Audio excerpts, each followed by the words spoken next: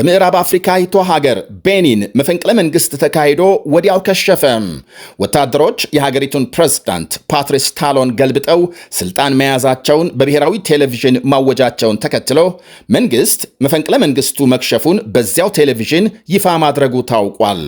የአይን ምስክሮች በፕሬዝዳንቱ ቤተ መንግስት አቅራቢያም የተኩስ ድምፅ ተደጋግሞ መስማታቸውን ሲገልጹ ፕሬዝዳንቱ በአስተማማኝ ሁኔታ ላይ እንደሚገኙ ደግሞ አማካሪያቸው አመልክቷል። ፕሬዝዳንቱ በፈረንሳይ ኤምባሲ ጥገኝነት ጠይቀዋል ተብሎ ቀደም ሲል የተሰራጨውን መረጃም ኤምባሲው ውድቅ ሲያደርግ የሀገር ውስጥ ጉዳይ ሚኒስትሩ አላሳኔ ሰይዱ በቴሌቪዥን ቀርበው ጥቂት ወታደሮች ሀገሪቱንና ህገ መንግስቱን ለማናወጥ በማቀድ የመፈንቅለ መንግስት ሙከራ ማካሄዳቸውን ይፋ አድርገዋል። ከዚሁ ጋር በተያያዘም 14 ሰዎች መታሰራቸውንና አብዛኞቹ የሀገሪቱን ብሔራዊ ቴሌቪዥን ጣቢያ ወረው የነበሩ ናቸው ተብሏል። ሚኒስትሩ ታማኝ ያሏቸው ወታደሮች ሁኔታውን ተቆጣጥረው የመፈንቅለ መንግስት ሙከራውን እንዳከሸፉ ጠቅሰዋል። ይህ በእንዲህ እንዳለ ሙከራው በተካሄደበት የመንግስት መቀመጫ በሆነው ኮቶኑ ከተማም ሄሊኮፕተሮች ሲበሩ መታየታቸውና መንገዶች ተዘግተው ከፍተኛ ወታደራዊ እንቅስቃሴ መኖሩን ዘገቦች አመልክተዋል። የአሜሪካም የሩሲያና የፈረንሳይ ኤምባሲዎች ዜጎቻቸው ከቤት እንዳይወጡ መክረዋል። የ67 ዓመቱ የቤኒን ፕሬዝዳንት ፓትሪስ ታሎን የምዕራብ ሀገሮች የቅርብ ወዳጅ መሆናቸው ሲነገር የሁለተኛ ዘመን የስልጣን ጊዜያቸውን አጠናቀው በመጪው ሚያዝያ ስልጣን እንደሚለቁ ይጠበቃል። በጥጥ ምርት የተዋጣላቸው ነጋዴ እንደሆኑ የሚነገርላቸው ፕሬዝዳንቱ በ2016 ስልጣን መያዛቸውን ተከትሎ በኢኮኖሚ ልማት ጥሩ ውጤት ማምጣታቸው ሲነገር ተቀናቃኞችንና ነፃ ድምፆችን በመጨፍለቅ ግን ስማቸው ይነሳል። 15 ሚሊዮን ገደማ ህዝብ ያላት በጋናና ናይጄሪያ መሃል የምትገኝ የወደብ ባለቤት ቤኒን ከ200 ዓመት በላይ የባሪያ ንግድ ማዕከል እንደነበረች ሲነገር ሚሊዮኖች አፍሪካውያን ለፖርቹጋል፣ ለኔዘርላንድና ለፈረንሳይ እንዲሁም ለሌሎች ሀገሮች የተሸጡባት ዋነኛ መናኸሪያ መሆኗ ይወሳል። ቤኒን ከዓለማችን ድሃ ሀገሮች አንዷ መሆኗ ሲጠቀስ አብዛኛው ህዝብ በድህነት ስር እንደሚኖርና የትምህርት፣ የጤና አገልግሎትና ሳኒቴሽንን የመሳሰሉ መሰረታዊ አቅርቦቶችን በበቂ ሁኔታ እንደማያገኝ መረጃዎች ያሳያሉ።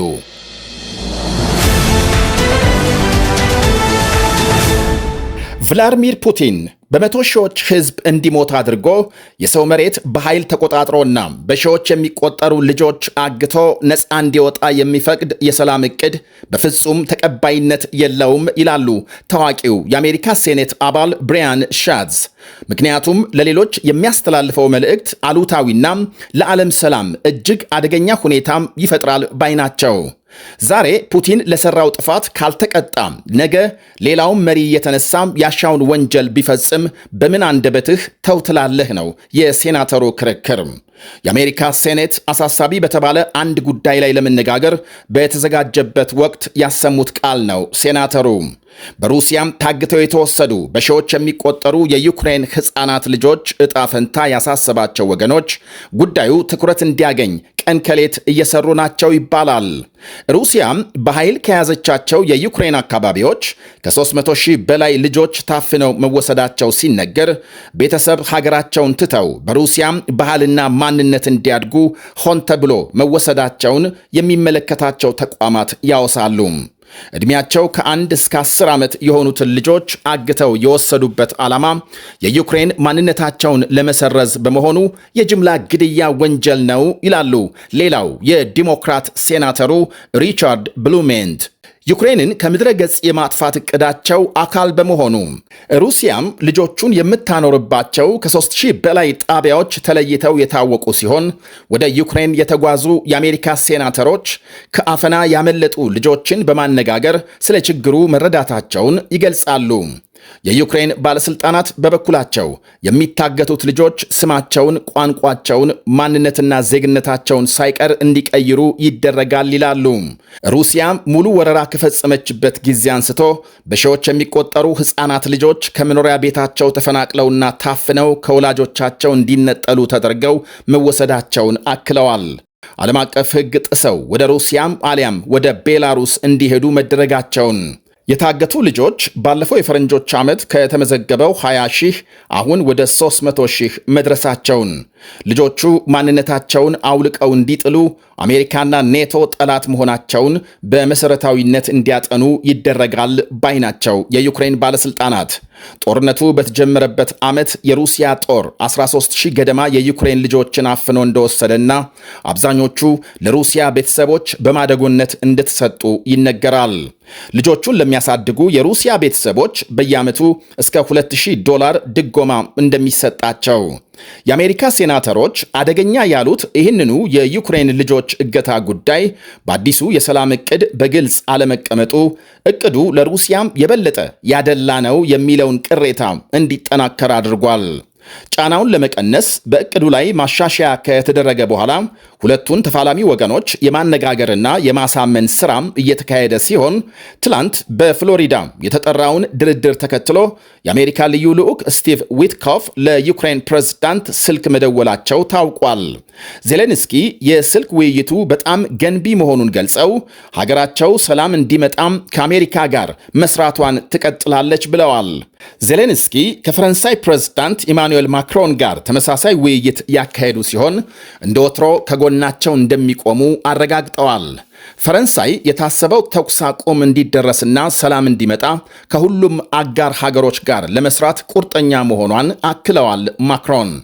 ዜሌንስኪ ማክሮን፣ የብሪታንያ ጠቅላይ ሚኒስትር ኪር ስታርመርና የጀርመን ቻንስለር ፍሬድሪክ ሜርዝ ነገ ሰኞ ለንደን ውስጥ በአካል ተገናኝተው ለመነጋገር ቀጠሮ ይዘዋል።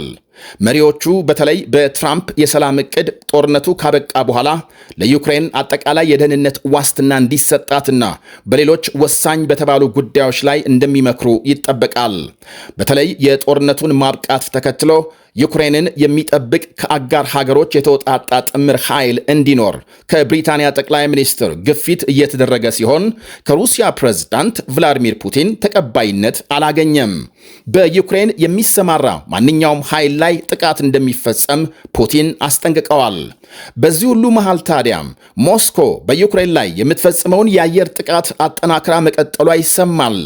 ዜሌንስኪ ከአሜሪካ ልዩ ልዑክ ጋር ገንቢ ውይይት ማካሄዳቸውን ከገለጹ ከሰዓታት በኋላ በማዕከላዊ ዩክሬን በኢንዱስትሪ መንደር ድብደባ መፈጸሙንና በውል ያልታወቀ ጉዳት መድረሱን ዘገቦች አመልክተዋል። ይህ በእንዲህ እንዳለ ሩሲያን የአሜሪካ ስጋት አድርጎ እንደማይመለከት ያሰፈረበትን የትራምፕ አስተዳደርን አዲስ ሰነድ ሩሲያ በደስታ መቀበሏ ታውቋል። ይሄው የብሔራዊ ደህንነት ሰነዱ የተወሰኑ የአውሮፓ ሀገሮች አስተማማኝ አጋር ሆነው ለመቀጠል የሚያስችል አስተማማኝ ኢኮኖሚና ወታደራዊ አቅም ይኖራቸው እንደሆነ በጥርጣሬ ያስቀምጣል።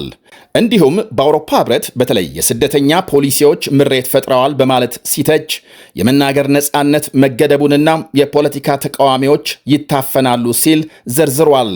ሩሲያን ደግሞ ከአሜሪካ ስጋትነት መፋቁ የሞስኮን ባለስልጣናት ማስደሰቱ ይነገራል።